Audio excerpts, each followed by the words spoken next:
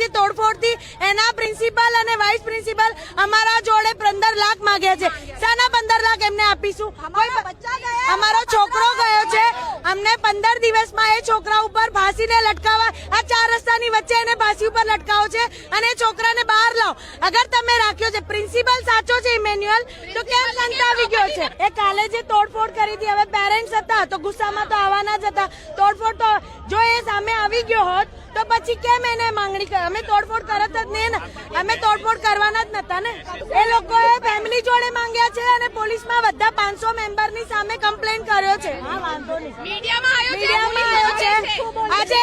આજે બીજી વાત, જે છોકરો નયન ગુજરી ગયો છે એની માસી, એની પોતાની માસી વંદના નામ છે, કાલે સાંજે બધાને મળ્યું હશે વિડીયો, એની માસીને લાફા મારે છે પોલીસ વાળાએ પોતે.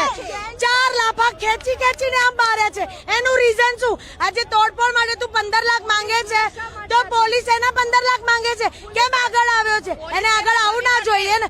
અને ઇમેન્યુઅલ અગર કાલે સામે આવી ગયો હોત તો આજે અમે આ રીતે તોડફોડ કરી જ ના હોત.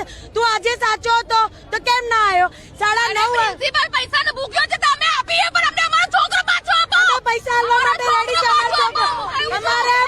અમારી એટલી માંગ છે કે 15 દિવસની અંદર એ છોકરાને ફાંસી પર લટકાવો.